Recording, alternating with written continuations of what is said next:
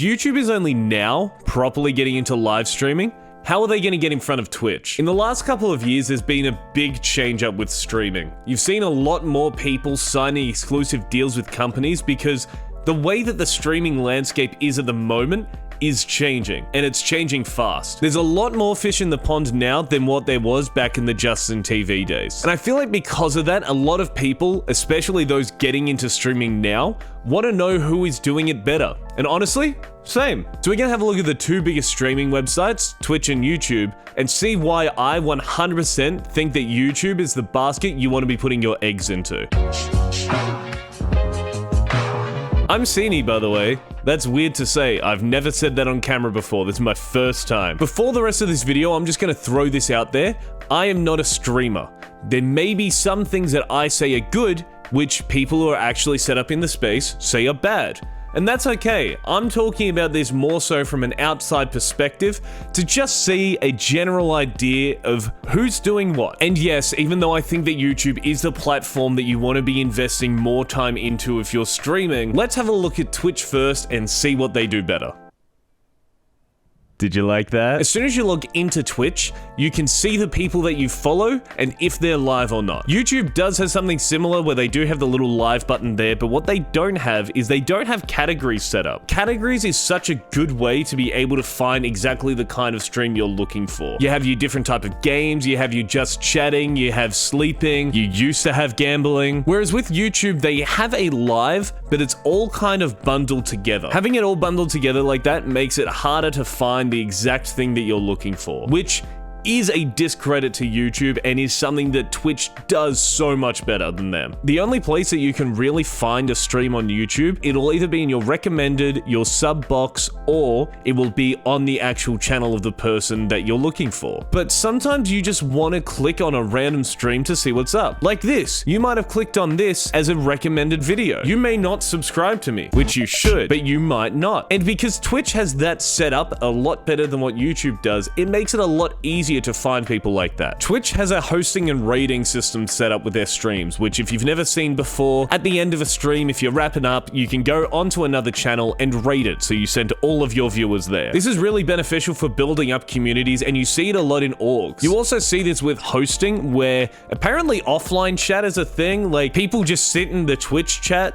when no one's streaming and will talk to each other there, which I've never seen before until like a couple weeks ago. But when you've got hosting set up on that channel, you're able to be showing your viewers content that you want them to be seeing, but they wouldn't necessarily go there and find it on their own. And that's great. It helps that channel be able to get more viewers and more eyes on them and exposes a lot more people to this content creator rather than just their already established audience. You also have channel points on Twitch, which can be used for things like predictions. For instance, the League Worlds were just on and they had a prediction running on who was gonna win. That's a good use of channel points. That's a good way to keep people engaged in the stream. YouTube doesn't have that, and Ludwig had to create an extension just to be able to incorporate that. And to his credit, works great. And it's something like that audience interaction which is extremely important when you're trying to build a community and trying to start up, and YouTube just doesn't have that feature. Those are the main kind of points that Twitch do a lot better than YouTube. Again, there's probably some more in-depth stuff that they do better that I'm just not aware of, but I just genuinely think that that is not enough to keep them ahead of the curve for the next 10 years. Some people break their back working on their Twitch career, and for some, it's just not going to make sense to switch over because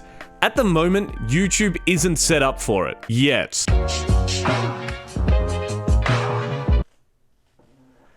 He's done it again. Now, this one doesn't really apply to everybody, but I think it is a big reason why you will see streamers coming across to YouTube because it makes money sense. The majority of Twitch has a 50-50 pay cut between ads and subscribers, which means that Twitch would get $2.50 from a subscriber, and the content creator gets $2.50 from a subscriber. Whereas YouTube has announced that theirs is 70-30. And to be fair, there are people that are on different pay cuts, so it may not apply to bigger streamers, but it does apply to smaller creators. And also, to be fair, Twitch does match that percentage with bits, which is their donation system, but also so does YouTube with their super chats. Now, I know that 50-50 and 70-30, you can have an idea of what that percentage is, but let's break this down.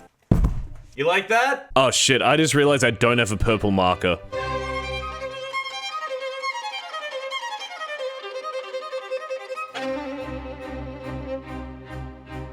I really thought that this was gonna make it look good. I really thought this was going to be the savior for this section. I'm now realizing I could have used paint.net and this would have looked a lot better. So on Twitch, 100 subscribers would equal $500. And on YouTube, it would be the same. So with Twitch's split, that would then mean that the creator actually gets $250, whereas on YouTube, the creator would...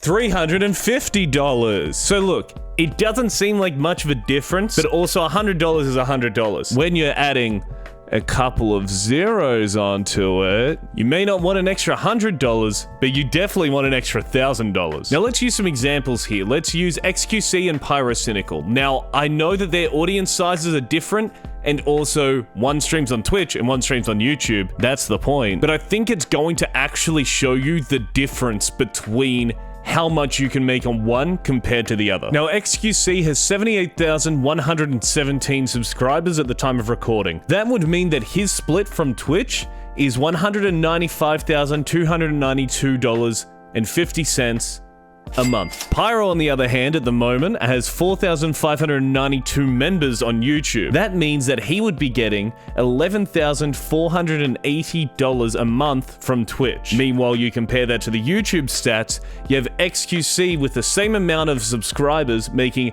$273,409.50, and Pyro going from $16,072. Even with XQC, that's 80 grand difference. Now, admittedly, that's not taking into account any deals that they may have. They may be on a better ad rate as well, but that's just taking this 50-50, 70-30 rule. When you compare that to, look, the second biggest streamer in the world and one of the more notorious streamers on YouTube, I get that there's a big difference, but when you put in real world figures like that, it would just make sense to go to YouTube. So the camera's back where it should be. It's well known that you can't just build a following off of Twitch alone. You need to be on Twitter, you need to be posting highlights to YouTube to be able to then gain more people to come over to the platform. But what if it was all just in one place? That is what YouTube is. It just makes sense that having all of your content in one place is better and easier for people than having it spread out over multiple platforms. Why would you go to a Toys R Us, Liquorland, and Woolies when you could just go to Walmart? Honestly, now that they've got the tabs for your videos, your shorts, and your live streams, there isn't a better place to be than YouTube for content. And I know that some viewers aren't going to move over from Twitch, but everybody looks on YouTube. Everybody subscribes and watches people on YouTube, and most of the time, that is going to be people who are streaming if you're in that gaming space. So it would just make sense that if you clicked onto someone's video when you're watching it and you see that they're live, it's going to take less effort for someone to just click on the live button and watch you there compared to scrolling on Twitch. And honestly, just having the streams on YouTube arguably gets more people watching your content. Personally, I never used to watch live streams at all. I don't know why. I was never big on Twitch and I just didn't watch them. But now that there's people like Ludwig and Lily Pichu and Pyro, all people that I'm subscribed to on YouTube, now that I see them streaming in my sub box in my recommended, I sit down and watch their live streams. It's just a place where you sit there and instead of doom scrolling on the recommended page, you go, oh, I like this person, let's see what they're doing. And that's it. That's all you need. It's all in the one place. YouTube just seems to have more drive to be able to want to improve their platform rather than Twitch does. And a lot of this just comes from the mogul mails that Ludwig does, where he talks about his personal experience switching platforms. He talks about how when he went to YouTube saying he was going to sign with Twitch, they offered him less hours just to keep him on the platform. They wanted him on YouTube streaming. But he went to Twitch and he said that he's going to YouTube and they just said good luck. They didn't fight for him. Twitch seems like it's lost that drive to fight for people to stay, and I think that's really coming to bite them now. And another mogul mail point, they're bringing across communities. They're bringing across Ludwig, Lily Pichu, Valkyrie, and Fuslie, all in the same space, are coming over to the platform, which means they're going to be bringing across a fair amount of people with them just because they all kind of watch the same content, so it would make sense to stay on the one side. And despite all of the memes of Susan, it seems like she really does actually want to improve YouTube for streaming. You get that from the I know, I am such a Ludwig shill, but It's a really good interview on the art. She seemed to genuinely want more from the site. He brings up at one point that he had to make an extension for emotes, and immediately back she goes, yeah,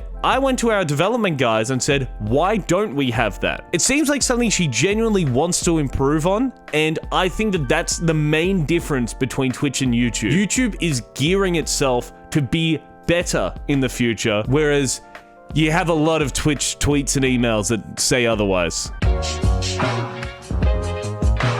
If you're on Twitch at the moment, the switch might not be for everyone. It may be really hard for people to go across to YouTube, but I think that for existing and especially new creators, that's where you want to be. It just makes so much more sense to have everything you want in one place. That's going to keep people coming back rather than having people look for it, because we're all fucking lazy. But what do you think? Am I right? Am I wrong? Am I stupid for bringing up a whiteboard when my handwriting is illegible and I can't draw logos? I'd actually be genuinely interested to see after this video if you think that YouTube is going to be ahead or if Twitch is going to be ahead. So write it in the comments. Let me know. Subscribe if you want to see more of this content. I've been Sini. I don't have a sign off.